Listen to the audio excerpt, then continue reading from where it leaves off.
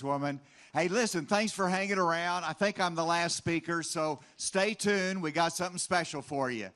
You know, I love Iowa, and my wife's been up here, my bride. We've been married for a while, and we got 4 children, but we're blessed to come here to Iowa. You all do it right, and I support your First to the Nation caucus.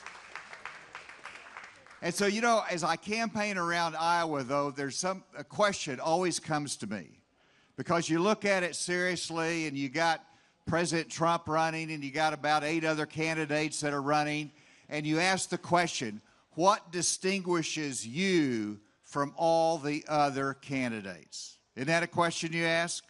And so my answer is, I'm the only one that was in 4-H.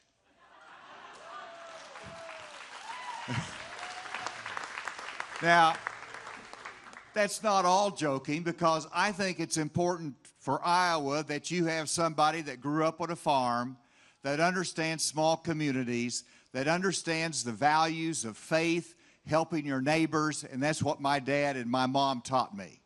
And so Arkansas, we identify with Iowa. But what else distinguishes me is that I'm only one with that law enforcement background. I've been a federal prosecutor. I understand terrorism. I've had to address an armed encampment of terrorists, leading to their surrender and prosecution.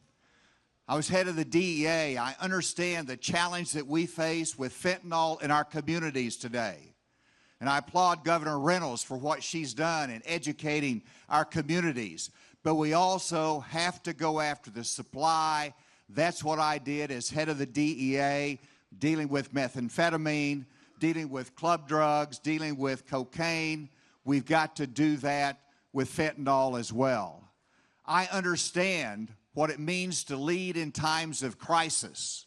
After 9/11, the President of the United States asked me to help protect America from a terrorist attack. I was in the Situation Room with him, and I saw the challenges that we faced. I'm the only candidate for governor that actually had candidate for president that actually had the responsibility for border security. Now, you could look at what I did, and you'll say, well, you didn't get it perfect. But it looks perfect compared to what Joe Biden has done.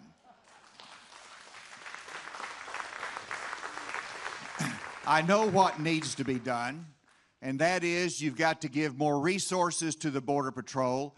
You've got to be able to reform your asylum laws so it's not catch and release. You've got to increase the investment in your infrastructure, and you have to partner with Mexico to go after the cartel. I'm the only candidate that's actually done that. I was there with President Vicente Fox, the president of Mexico, when we dismantled the leadership of the Tijuana cartel. 1 shot and killed and 1 captured. I understand what has to be done. I've led in times of crisis. And when you look at our country today, we are challenged. If you look at one of the distinctions that I have, we have challenges with our economy today. It is struggling. It's going to get more challenging for us. Today, there was a report that came out from OMB that forecasts the deficit, that it's larger than anyone expected, $1.7 trillion deficit. Now, let's put this in perspective. When I was in Congress, we had a $200 billion deficit, $200 billion a year. Now it's $1.7 trillion that we're spending more than revenue comes in. Now, I'll also say that we have other members of Congress that's running for president, but I'm the only member of Congress that actually, when I was in Congress, we balanced the budget. And it's the last time it's been balanced, and we're long overdue. Whenever you look at it, it was $200 billion deficit. We balanced the budget, $1.7 trillion today. We've got to get our economy moving. We have to balance the budget. I did that 8 times as governor. And so, again, going back, though, to the challenges that we face. I was, after 9/11, my responsibility was to set up a visa security office in Saudi Arabia. I was there in Riyadh. I understand the threats there. I've been to Israel studying their security. I met with 2 prime ministers there. And today we see Israel under attack in a murderous, barbaric fashion. And there's one message from the United States to Israel, and that is, we stand with you. This is not a time of ambiguity. It's not difficult to make these decisions. And it's been raised by one candidate that we ought to debate what is the real reason that you ought to go after Hamas. And the purpose is to destroy Hamas, to make sure that they are not going to be able to kill the innocent civilians that we've seen. This is a challenging time. We need to have leadership that understands that we can keep the other nations out of that conflict, that we can go after the Hamas and Hezbollah that's funded by Iran. We got to go after the source of their authority, but we've got to be able to dismantle that institution. Whenever I am president, we're going to have a pro-growth energy policy. President Biden goes to Saudi Arabia and Venezuela saying, can you produce more oil? He drains the Strategic Petroleum Reserve. He cancels leases of oil production in Alaska. The first thing I will do as president is open up some of our federal lands back to energy production. And as a farmer, as someone who grew up on a farm, I know the importance of ethanol production here to the farmers and to your economy here in Iowa. I support that. I believe it is important. I will fight for it.